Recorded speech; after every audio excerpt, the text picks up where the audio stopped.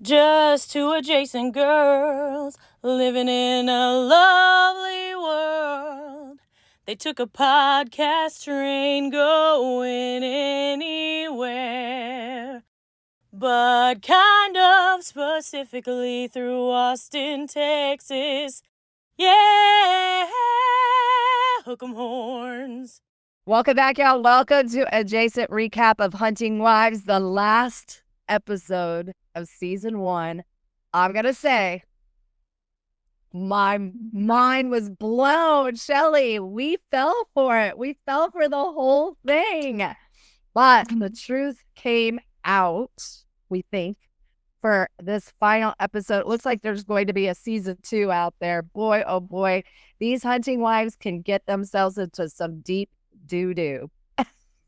It just, I'm still speechless. I'm like, I'm telling you. What the hackety hack? Oh my gosh.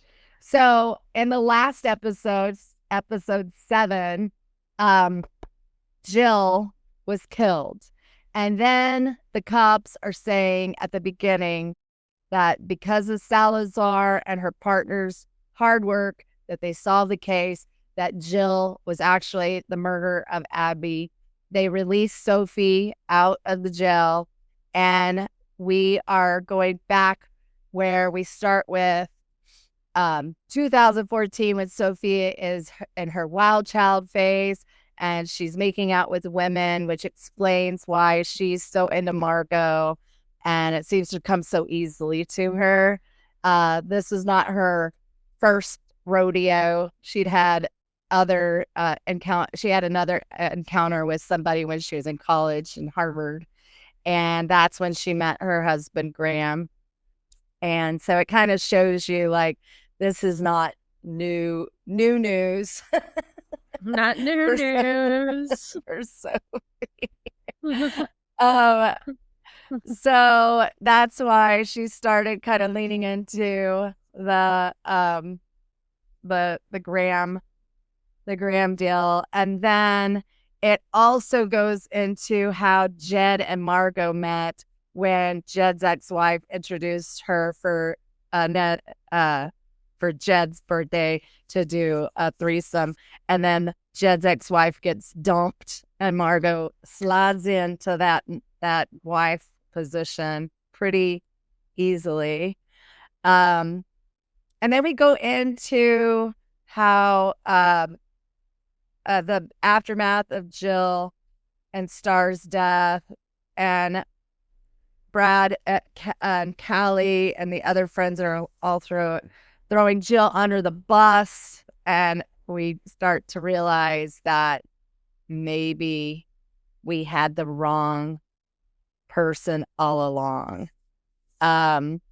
Maybe Jill was just trying to save her son, her beautiful facade of her son, and everything that she believed in with the church. So she did not want him to look like he was, having sex out of wedlock and all of these other things. But they go ahead and say that Jill was guilty, and Salazar is the only one that's like, I don't know, you guys. Are we sure? Are we 100% sure? And they're like, yeah. And then they're kind of mean to Salazar because she's not just going with it. Yeah. And I'm just like, oh my gosh. So Callie gets away with shooting Jill scot-free, and she becomes Three like the times. hero. Three times. Now she has her own TV show. Oh, that's right. She goes on with Nancy Grace, and they're like, hey, we'd like to do a reality show with you. So what do you think of all that? And like coming out. I mean, all the twists and turns.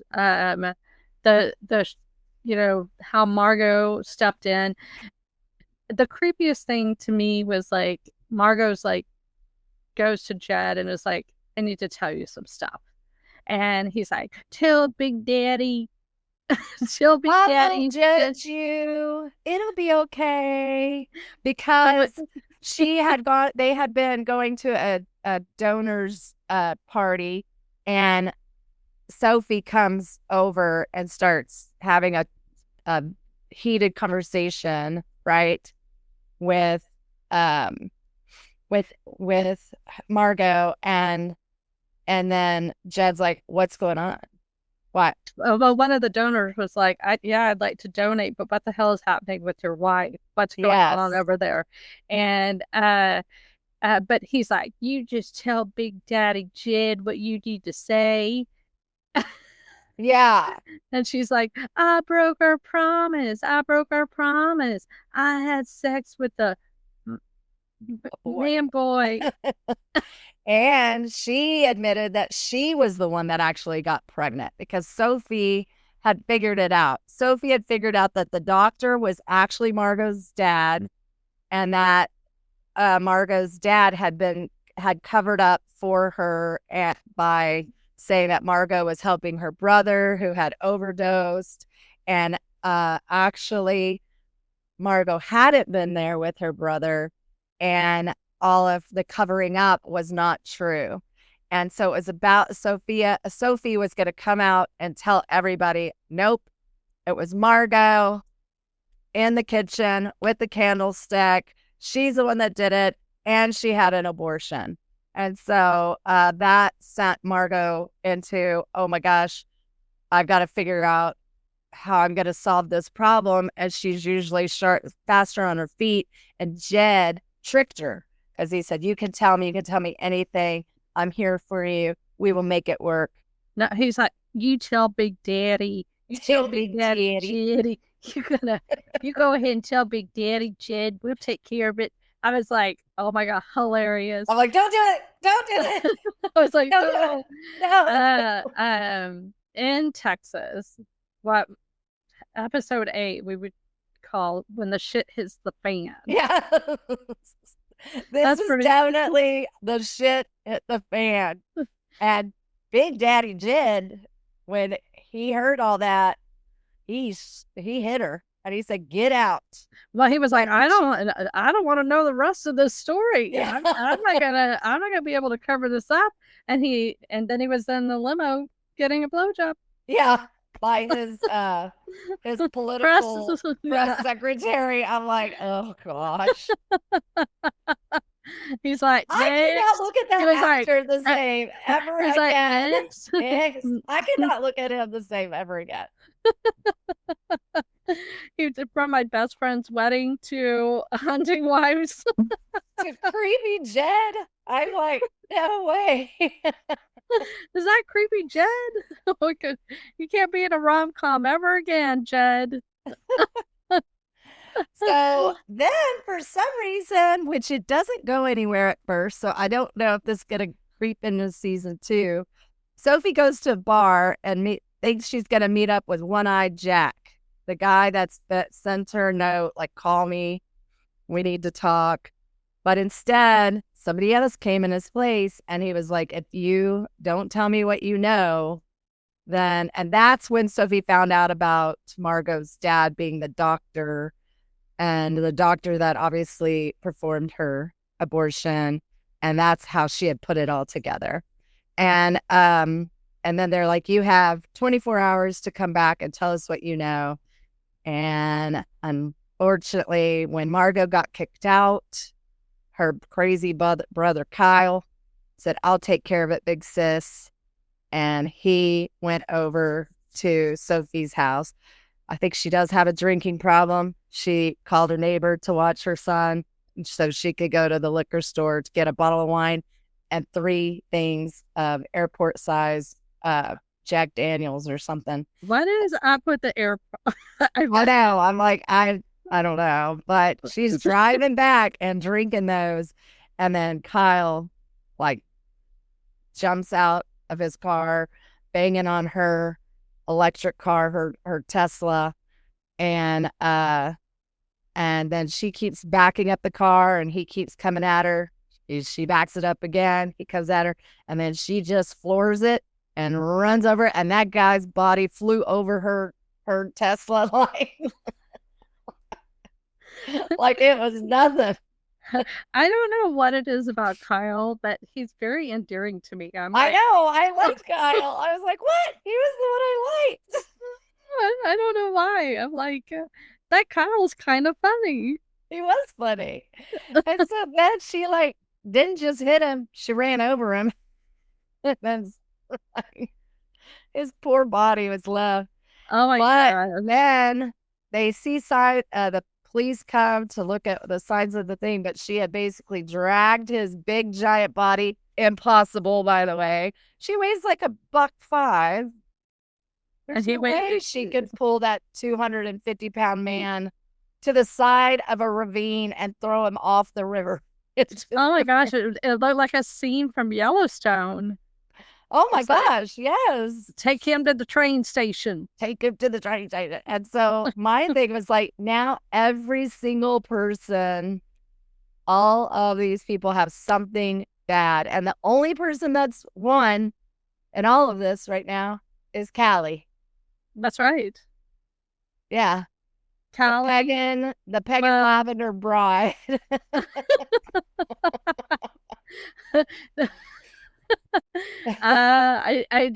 The only person I would trust in all of this situation is Salazar. Oh, absolutely. Salazar is the hero. She's the one that seems to have the most wits about her. Sometimes she shows up a little late for the game, but she figures it out. Can we talk about Grabe? So Grabe is like, okay, you had a drink and drive and you killed somebody, and CPS, was involved, and then now we're here. You've been arrested for the murder. I love you. I love you. I love you. By the way, Grabe, I've been having a relationship with Margot. I'm out of here. Yeah, I don't blame him for leaving, but I thought he was manipulative. When would you have left? Why were you still there? I don't. Why was the Margot? And it was, his reaction was like, "You're sleeping with my boss's wife? Yeah, I'm out of here. Can't I have a moment? I'm out of here." I was just like, just go, Grabe. Just go. That's the line. That's the line. Why didn't you see the other 17 lines? Why is this your walkaway point? But I also thought it was ridiculous. I'm like, Sophie, you don't even like him. You never really liked him when you met him at Harvard. You just wanted like that, what potentially was easier and maybe what society would deem as, at that point, more accepted, instead of following your heart when you were in love with your roommate. You should have just slept with your roommate. I wonder if next season Callie and Sophie will get together. That would be a power couple. That would be a power couple, but I would say that Sophie is not interested in Callie, and Callie is just all up the Margot tree because she's stupid. Wow. So interesting. What is the opposite of dickmatized? These girls are like, I guess the power nips. Power nips. The power nips. Power nips. They're power nips are leading the way. I'm just like, ugh. Well, we can't wait for season 2. Very excited. This was a fun season. I could have gone without some of the, but I guess it's kind of like when we were watching White Lotus. They're dropping in these like crazy sexual things because it's like, we're all just like, did that just really happen? Exactly. Again, when she took the strap on and like put it on the bedside table and then wiped her hands like and then they got the giggles. I think that was completely improv. Oh my gosh, so cute. Oh my gosh, so funny. Hey, don't yuck somebody's yum unless you're gonna die from it. Man. What a roller coaster. What a roller coaster. I mean, I felt like Margot was the lowest hanging fruit and the most obvious, and so that, you know, Margot? that's, oh yeah, I always thought, like, I mean, yeah, she's of course she's the easiest assumption of who did the killing. I agree. I at first was like, well, it's got to be Margot, but then I thought, well, I can't let myself go that way so quickly. Yeah. And I was like, okay, well, Jill makes sense because she's wackadoodle doo about her son, you know. Yeah. And so I fell for that hook, line, and sinker, that red herring. Pastor Pete was definitely a wrench I didn't see coming, you know. I don't know why I did not pick up on the clues, because I guess I wasn't listening very carefully when Salazar said, I can't get rid of the smell of the vodka and the cinnamon gum. And he was doing that. He would take a swig of his vodka and then chew some gum when people would come to the house. And I don't know why I didn't put two and two together earlier on. You were distracted by the sex. That's how they got you. I was you were distracted by that, and I was distracted by I kept forgetting about the kidnapping, to be honest. It was Casey. It was on the peripheral. It wasn't like my forefront. Yeah. But this was, hey, if anybody has another series that we can recap that's fun and crazy like this one, let us know, because we are down for it. This has been fun. I've had a blast doing this with so you. much fun, for sure. I love it. I love you, Jody. I love you. Texas. Yeehaw. Yeehaw.